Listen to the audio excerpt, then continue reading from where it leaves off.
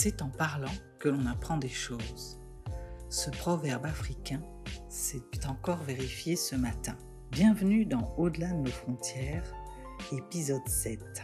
Ce matin, j'ai échangé avec un barman et j'ai appris qu'il avait pris ses congés à partir de vendredi, qu'il allait aller à un mariage hindou, qu'aujourd'hui c'était la fête de Ganesh, une importante fête hindoue, et que ça allait avoir un impact sur ma sortie.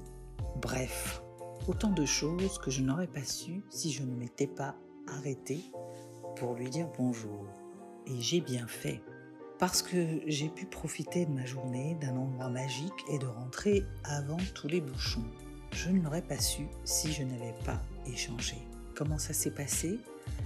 Je suis allée lui dire bonjour, lui demander comment est-ce qu'il allait, et de fil en aiguille, il m'a dit qu'il était un petit peu fatigué la dernière fois, donc je lui ai demandé s'il avait récupéré.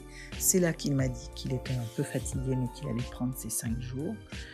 Ensuite, nous avons parlé du mariage hindou. Ça m'a fait penser à la fête de Ganesh, et c'est là où il m'a expliqué un petit peu quel trajet il fallait prendre. Il m'a donné des tas de conseils, et c'est comme ça que j'ai bouleversé tout le programme de ma journée, que j'aurais dû normalement y aller en fin de matinée pour passer l'après-midi à la plage, et que nous avons tout de suite après le déjeuner, petit-déj, sauté dans la voiture et plutôt été à la plage ce matin, où nous avons pu vraiment bien en profiter et rentrer tranquillement avant les bouchons. Je n'aurais pas su tout ça si je n'avais pas échangé.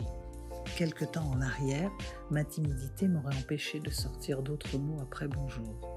J'aurais fait un salut timide et je serais partie. Par la suite, même si j'allais un petit peu plus loin, j'ai toujours pensé que se raconter, c'était cela raconter. Et puis, je protégeais aussi ce que je pensais être privé. Et derrière tout ça, je crois qu'il y avait une peur, surtout de ne pas intéresser et d'embêter la personne en face. Aujourd'hui, plus que jamais, je vérifie encore que ce sont de ces échanges que naissent les liens et que commencer à se raconter déclenche la parole, parce que parler autorise l'autre à faire de même et à se livrer. Alors, que vas-tu dire la prochaine fois, toi, après ton bonjour ? À très vite.